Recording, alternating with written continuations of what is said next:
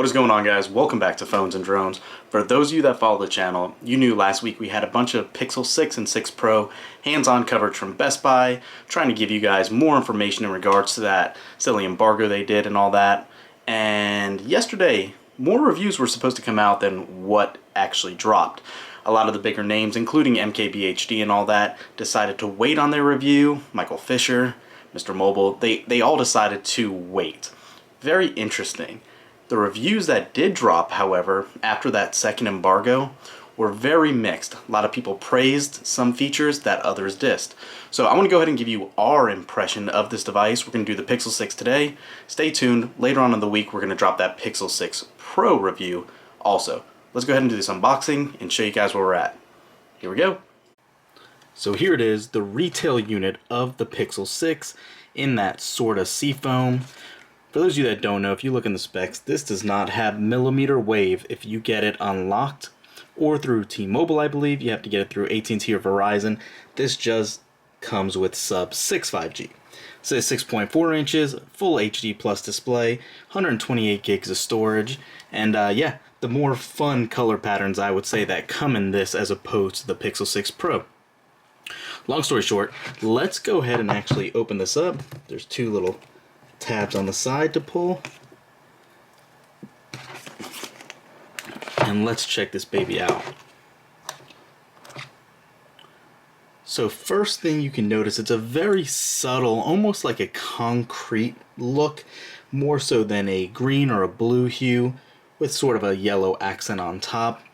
I really like the way this feels in your hand. You can see they have those volume rockers separated, like I said, from that actual power button here. You have a matte black rail, which looks really good, and obviously that hole punch display up front. Let's get this turned on and set to the side.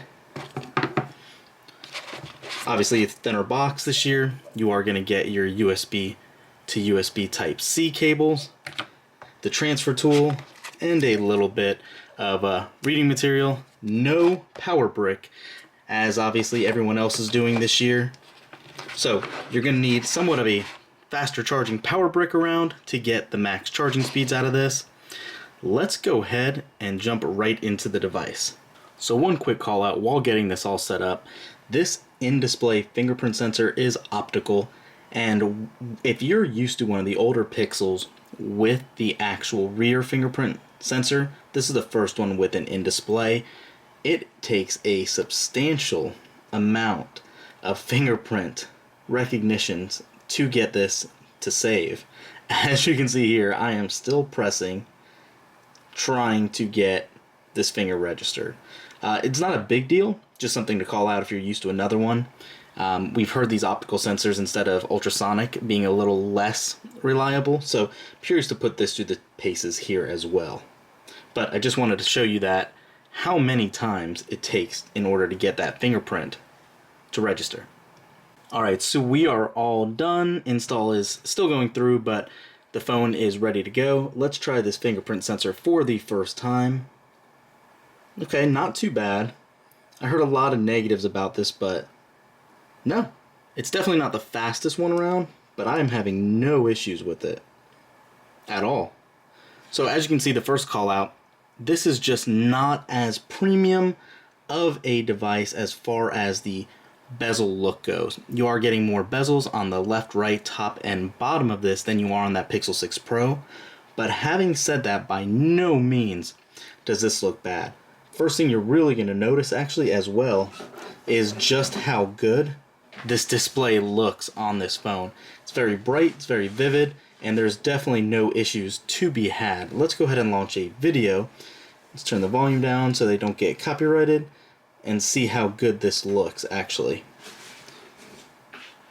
Oh, let's turn on auto rotate. For some reason that's not on by default. Okay. 3, 2, 1. Alright. So there we go. As you can see, here it is, a little video playing, and it looks great. It's very vivid on this display, but it really is magnified by those borders that we were talking about. But for this price point and this display quality, I think it's going to be a non-issue. I just want to make sure you guys can see how those borders really do look in an everyday, day-to-day usage scenario. So beyond this, you are getting that 90 Hz display, a little step down from the full QHD display on the Pixel 6 Pro. You obviously do have Android 12. We're not going to talk too much about the actual operating system in this video. We'll do it in another one. But the camera is one of the other main points of contention here that a lot of people have been talking about.